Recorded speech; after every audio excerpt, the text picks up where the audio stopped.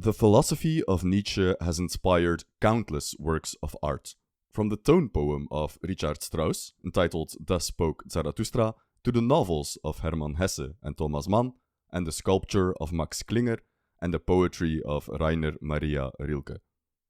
But these artworks pale in comparison to the towering influence of one of the masterpieces of Western literature, a book that stands the test of time as one of the most enduring literary odysseys ever put to paper.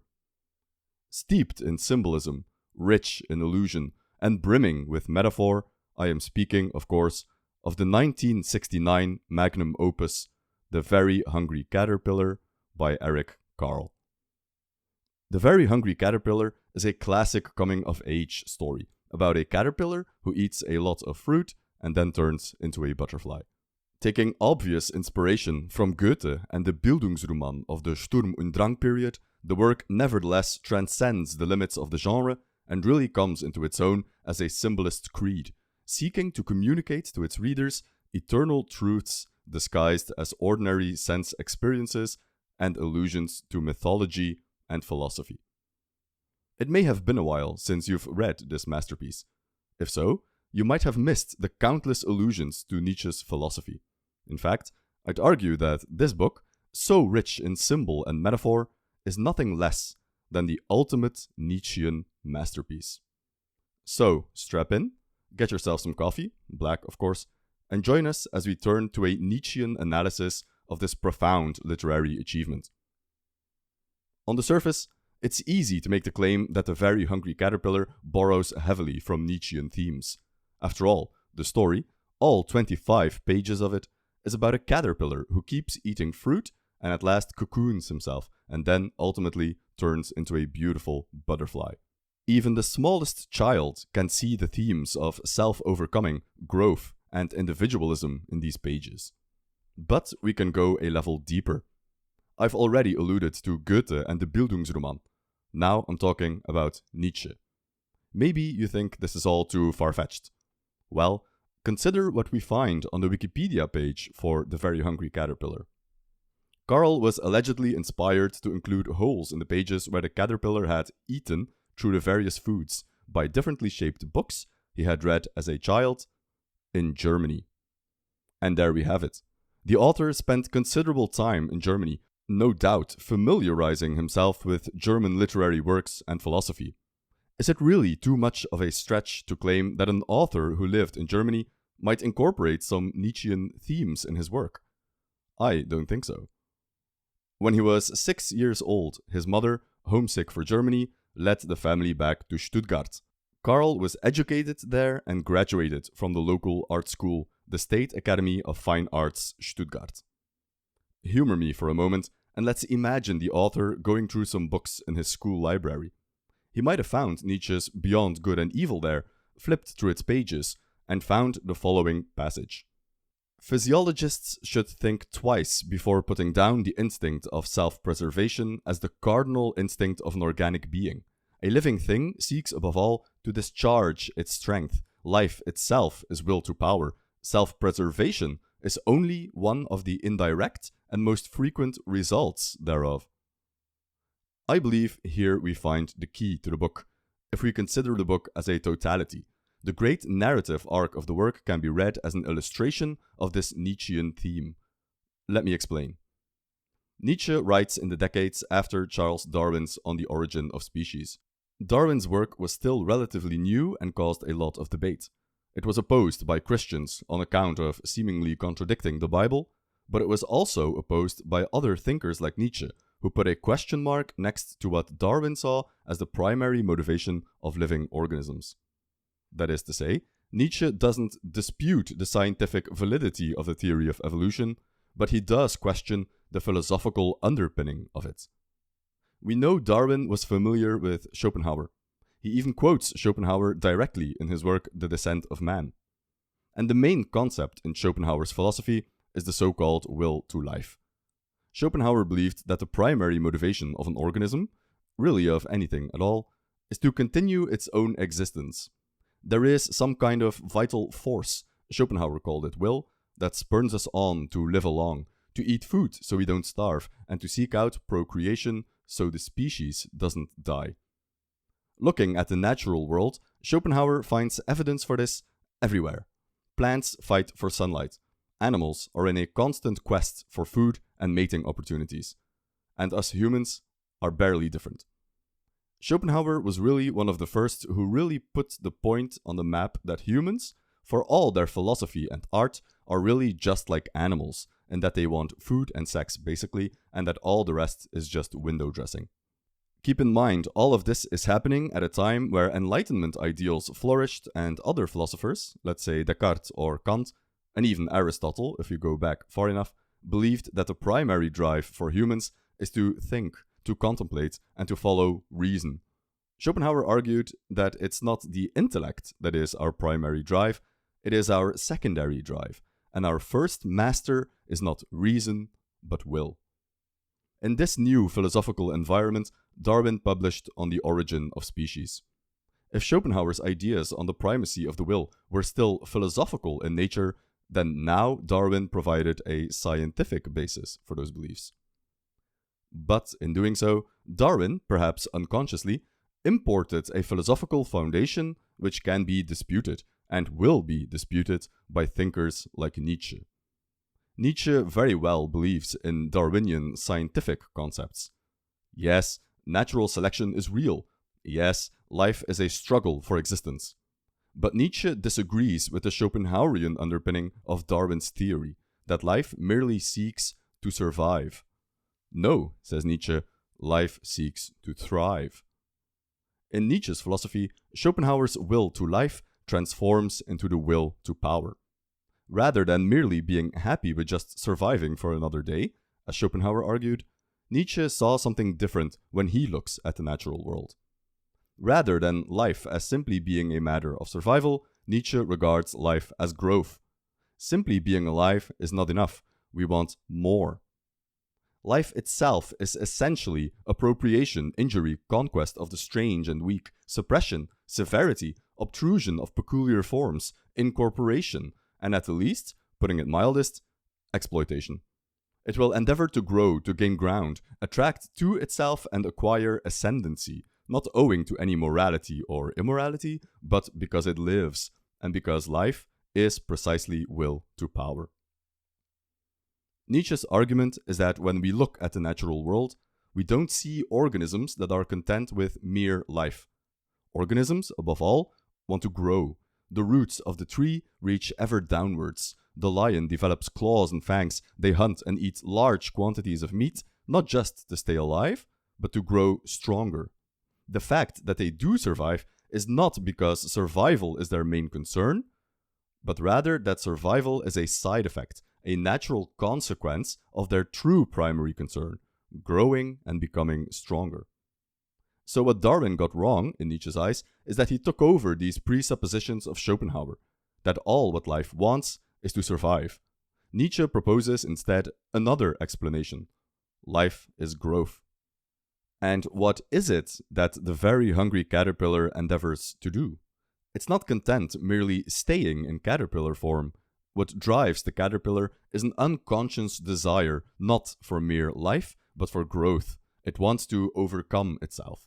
It eats the fruit not for sustenance, not for mere survival, but to grow stronger, transcend even its own body, and turn into a beautiful butterfly. The caterpillar is not consciously aware of this drive. In the story, the caterpillar is simply hungry, and as a consequence of his actions, he turns into a butterfly at the end. This is an instinctual process that precedes the rational brain. The caterpillar is not a philosopher. But that is the entire point. These biological drives are in the domain of the subconscious, and it's not always clear why we do what we do. On the surface, the caterpillar is hungry, and so he starts eating. But on a subconscious level, he is laying the groundwork for his physical transformation. In this sense, both Nietzsche, Schopenhauer, Darwin, and the caterpillar agree. It's not the intellect, it's not reason or philosophy or adherence to an ideology that guides our actions. It's a hidden, subconscious, instinctual drive. If you remain unconvinced, consider the following. The caterpillar is Nietzschean and not Schopenhauerian for the simple reason that the author made a conscious decision to intensify its food cravings. The caterpillar starts out eating fruits, innocently enough. 1 apple on Monday, 2 pears on Tuesday, 3 plums on Wednesday. Do you see the ascending line? The caterpillar is not content with mere sustenance, with mere survival. The caterpillar can survive on an apple a day just fine. But no, the caterpillar wants more, as if it wants to grow. And finally, on Saturday, he eats through a whole buffet of foods. Not just fruits this time, but ice cream, cherry pie, sausage. Long gone are the days of eating just 1 apple for the entire day. The book has been praised for this steady progression in the appetite of the caterpillar. It teaches children the days of the week, it teaches them to count, and it lets them learn about the different fruits. But beyond this surface-level analysis, we find a veritable plethora of Nietzschean ideas expressed in symbols. So far, we have only considered The Very Hungry Caterpillar as a total work of art, from the vantage point of the entire thing. But let's dive a little deeper and uncover other ways in which Nietzschean themes are interwoven in the narrative of this extraordinary work. The story of The Very Hungry Caterpillar opens up with a creation myth. In the light of the moon, a little egg lay on the leaf. Of course, caterpillars are born from eggs, so it's a factual statement. But eggs are a powerful symbolic image as well. They represent potential and contain within them the anticipation of everything that can be. Maybe you remember we quickly name-dropped German writer Hermann Hesse at the start of the video, as one of the artists, along with the author of The Very Hungry Caterpillar, who took a lot from Nietzsche. A recurring motif in his novel Demian is the imagery of a bird hatching from an egg. But the egg is the world, and the act of being born means the destruction of the world. It's a metaphor for self-discovery, coming of age, and developing as a human. The bird fights its way out of the egg. The egg is the world. Whoever will be born must destroy a world. Ultimately, of course, the transformation of the caterpillar into a butterfly is also a kind of birth, the creation of a new life, which entails the destruction of the old. And in Zarathustra, Nietzsche makes the imagery more or less explicit when he has Zarathustra speak of those who would create new values and go beyond good and evil. They must destroy the old order to create a new. With your values and formulae of good and evil, you exercise power, you valuing ones. And that is your secret love and the sparkling, trembling, and overflowing of your souls. But a stronger power grows out of your values, and a new surpassing. By it breaks egg and eggshell. And he who had to be a creator in good and evil, verily, he had first to be a destroyer and break values in pieces. Thus does the greatest evil pertain to the greatest good. That, however, is the creating good. We see how the different themes come together in the story of the caterpillar. His quest for power begins in the egg. He will soon break out of it, be born, destroy the old values he once held, and transform into a butterfly to create his world anew. And, as Nietzsche says here, there is no greater exercise of power than the creation of new values. And to make this point, he uses the imagery of an egg. And now, Eric Carle uses the same imagery in the very first sentence of the book. I don't think that's a coincidence. Another piece of foreshadowing lurks in the very first sentence. We are told that the egg is laying in the light of the moon. This foreshadows, of course, the coming of the sun. On the second page of the work, we learn that on Sunday morning, the warm sun came up, and out of the egg crawled a tiny and very hungry caterpillar. Again, the Nietzschean theme is unmistakable. The metaphor of the rising sun, or the coming of a new dawn, is featured extremely prominently in almost all of Nietzsche's works. In fact, he has an entire book named Daybreak, which he called his first attack on morality. In Daybreak, we find the earliest explorations of what would later be expounded upon in works such as The Genealogy of Morals and, of course, Beyond Good and Evil. Daybreak is Nietzsche's opening salvo in his war against traditional morality and even traditional philosophy, and he chose for a fitting image for this war the arrival of a new dawn, just like the new dawn in the Very Hungry Caterpillar symbolizes the dawn of new life. A famous passage from a different book has Nietzsche traced the entire history of philosophy in 6 stages, beginning with Platonism, moving on to Christianity, into Kantianism, onwards to positivism, to Nietzsche's destruction of the old philosophy, to the victory of the new philosophy. Throughout these stages, he constantly uses the metaphor of the sun. In the section on positivism, for example, the grey of dawn, reason stretches itself and yawns for the first time, the cockcrow of positivism. But then Nietzsche's destruction of the old philosophical tradition. Bright daylight, breakfast, the return of common sense and of cheerfulness. Plato blushes for shame, and all free spirits kick up a shindy. And then, at last, Nietzsche's victory. Noon, the moment of the shortest shadows, the end of the longest error, mankind's zenith. Incipit Zarathustra. Attentive viewers will have noticed that these quotes are from a work called Twilight of the Idols. As the title says, this work is dedicated to the destruction of old ideas and moralities, idols of times past, in their twilight. And what comes after twilight? Dawn, a new sun.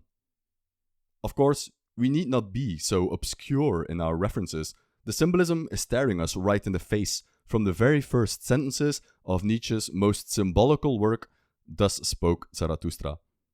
In the prologue to Zarathustra, the very first sentences of the work, Zarathustra speaks to the sun. When Zarathustra was 30 years old, he left his home and the lake of his home and went into the mountains. There he enjoyed his spirit and solitude, and for 10 years did not weary of it. But at last his heart changed, and rising one morning with a rosy dawn, he went before the sun, and spake thus unto it, Thou great star, what would be thy happiness if thou hadst not those for whom thou shinest? And Nietzsche's Superman, the Übermensch, will arrive with a great sunrise and usher in a great noontide. Just like the caterpillar will ultimately transform himself into a butterfly, so will man transform himself into a Superman. And it is the great noontide, when man is in the middle of his course between animal and Superman, and celebrates his advance to the evening as his highest hope, for it is the advance to a new morning. At such time will the downgoer bless himself, that he should be an overgoer, and the sun of his knowledge will be at noontide. Dead are all the gods, now do we desire the Superman to live. Let this be our final will at the great noontide. Thus spake Zarathustra. And so, barely 2 pages in, we've barely scratched the surface of what this extraordinary book can offer us. Let's keep going.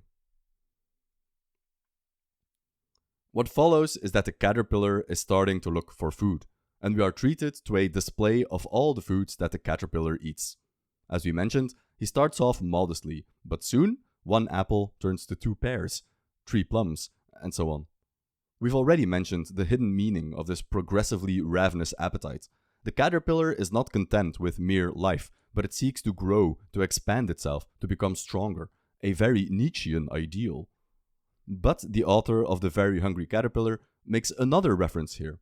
The veritable buffet of fresh fruits that is splurged upon by the caterpillar, a relentless listing off of different foods and sensory experiences, brings to mind a particular genre of novel, an invention of the late 19th century during which Nietzsche also lived, the decadent novel.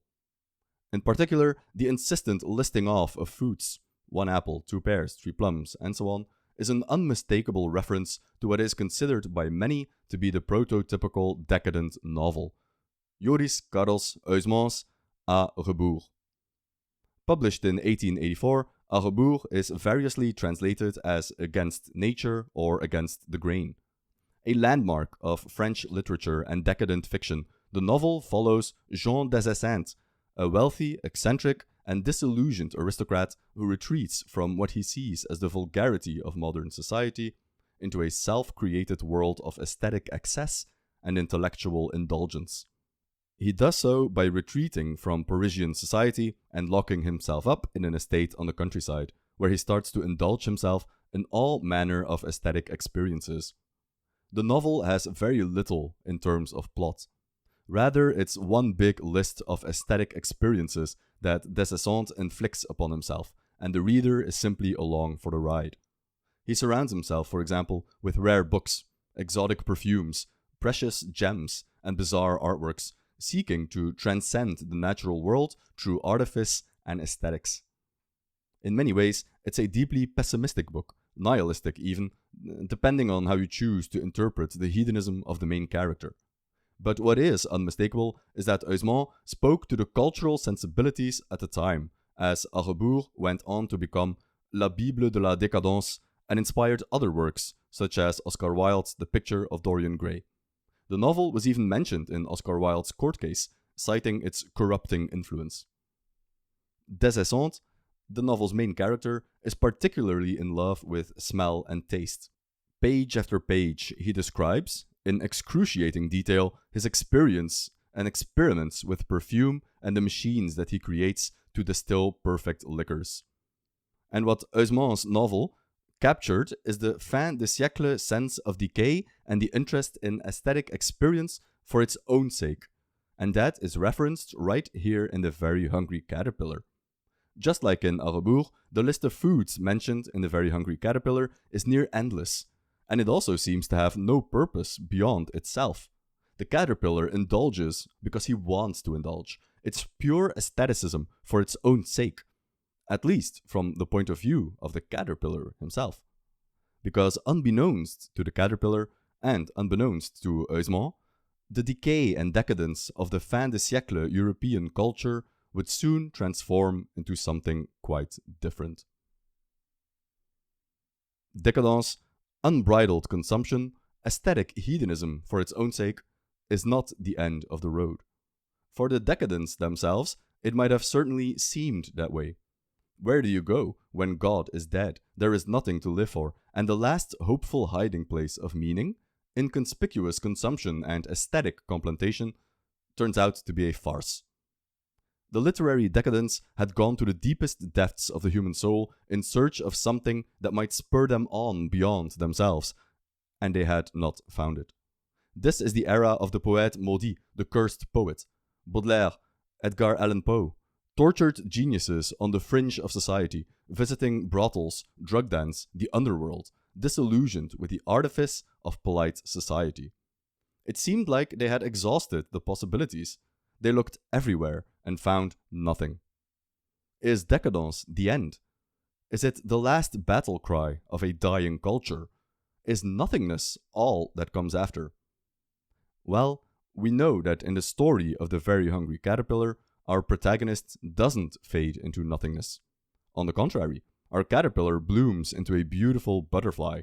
He transforms himself. And what's more, his endless consumption of food is the thing which directly leads him to his transformation, and without it, his transformation would have been impossible. Is the author perhaps trying to tell us that there is hope after all? And if so, why would he think so? Maybe because his biggest influence, Nietzsche, also thought there was hope. Regular viewers of the channel will know that Nietzsche, in almost every book he wrote, railed against decadence and degeneracy. To be clear, the word that Nietzsche uses might be the same word we use to denote the literary and cultural movement of décadence, but Nietzsche uses it in a broader context. For example, he already argued that ancient Greek society at a certain point became degenerated and corrupt.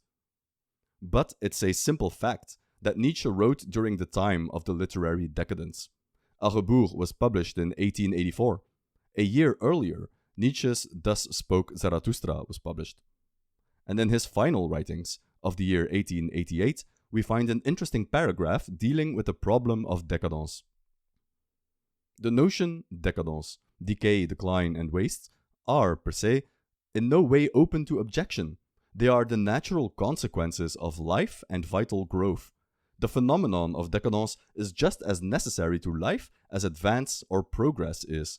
We are not in a position which enables us to suppress it. On the contrary, reason would have it retain its rights. It's a mistake to think that Nietzsche's constant invectives against degeneracy and decadence should be read as a call to return to earlier stages of civilization or as a simplistic endorsement of whatever is the opposite of decadence. The bias can easily develop because Nietzsche's writings mostly deal with the past and with contemporary culture of 19th century Europe. In fact, he wanted his philosophy to be about the future, about a way forward, and he repeatedly warned against atavism, against wanting to go back to earlier stages of development by way of nostalgia, or from the sense that the past was simply better in some way. It's just that he never got around to actually writing about the future all that much, because he saw it as his task to destroy the idols of the past before mankind was ready to move on into the future. He in fact planned to write more extensively about his philosophy of the future, but in 1889 he suffered a mental breakdown and stopped writing. Hence, it might seem like Nietzsche's philosophy, as we receive it today, is disproportionately focused on the past, when, in fact, he never intended it that way. He even expressed gratitude for some of the accomplishments of Christian civilization.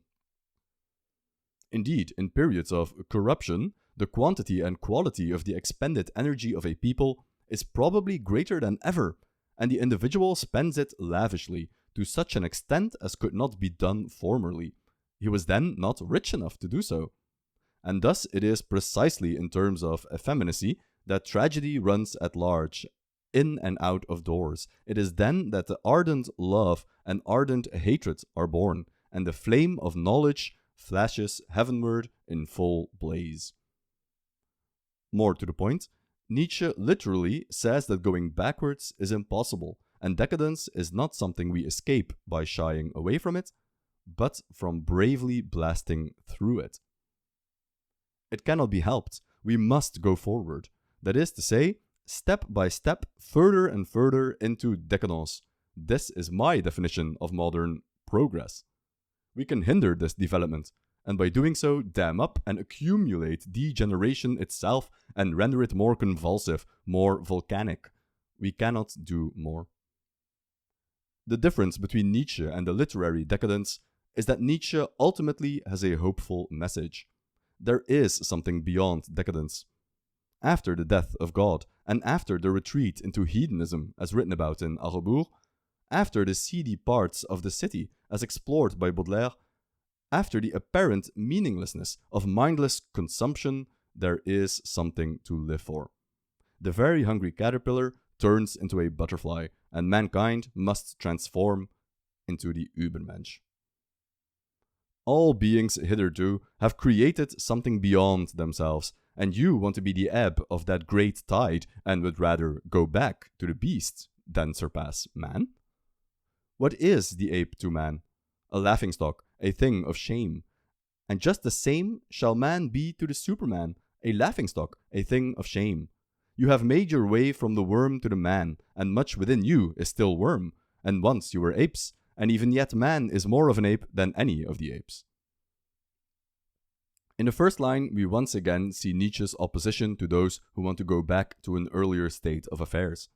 In the second line, a reiteration of what the Übermensch will be, something more than human. And in the third line, a symbolic restatement of his idea that we must go deep before we can go high. Man is more of an ape than any of the apes.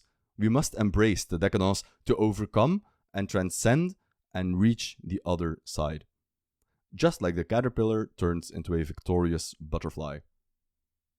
If the very hungry caterpillar had been a work that merely symbolized the decadent movement, then the story would have ended after the great feast of the caterpillar, and bloated and sick to his stomach, he would wax on the meaninglessness of it all, how his splurging on food didn't bring him any contentment, how it didn't satisfy his hunger for meaning. But the story doesn't end there. It ends with his triumphant transformation. This is another clue that we're dealing with a Nietzschean work of art, something that seeks to go beyond. What often gets lost in discussions on Nietzsche's Übermensch is that Nietzsche always presents the Übermensch as the next phase of mankind. The Übermensch is not a man among men. It's almost a different species altogether. Whether Nietzsche meant that literally is up for debate. It's more likely he is being hyperbolic for effect, that he wants to say that something like an Übermensch would be so beyond what we currently recognize as human that we could scarcely understand it except through the metaphor of literally taking the next step in evolution. The butterfly is a symbol for all of this philosophy. The butterfly is the next step in the evolution of the caterpillar. He leaves behind his caterpillarness and becomes something else entirely, something unrecognizable, but undoubtedly something greater. It's quite telling that the adventures of the caterpillar end just when his transformation into a butterfly is complete. It's the final page of the book. This mirrors Nietzsche's philosophy. He tells us that the Übermensch will come, but he shies away from saying anything definite about him, except that he would go beyond good and evil and build the values of the future, whatever those values might be. All that is certain is that it's something unlike we've ever seen until now. The Übermensch is one of Nietzsche's most famous concepts, but, interestingly, it only appears in a single work, Thus Spoke Zarathustra. Granted, Nietzsche did consider it his most profound work, and many subsequent books are merely written to explain to his audience whatever he said in Zarathustra.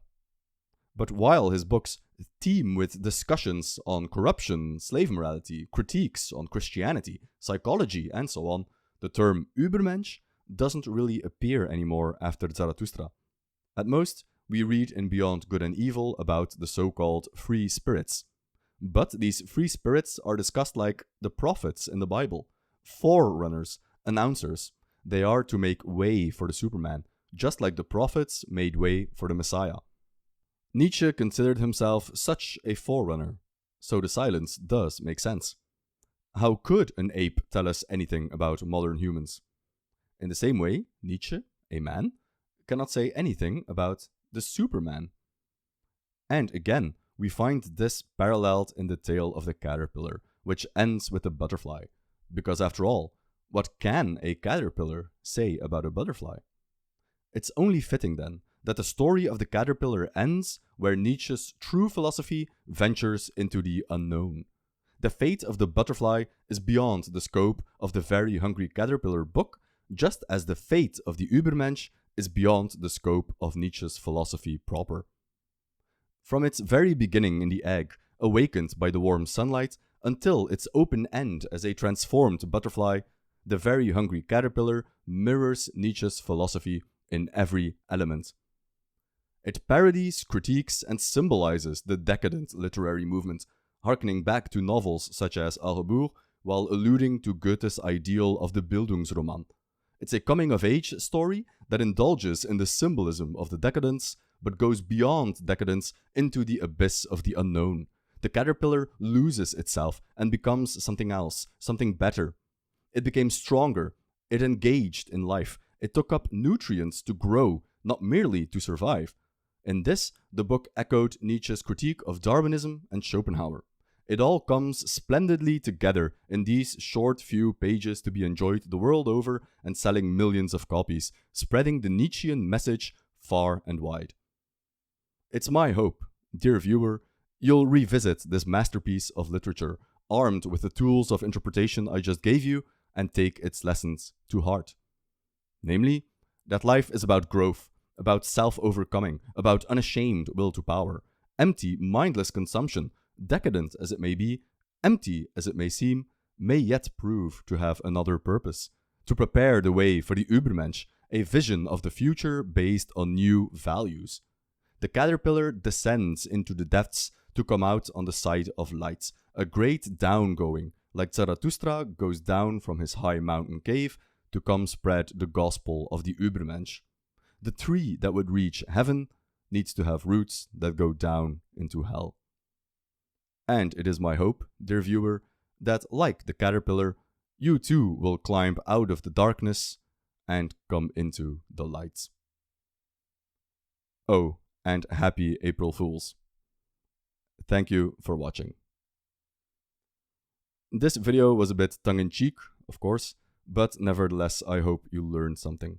This video took a long while to make, so likes, comments, and subscribes are appreciated.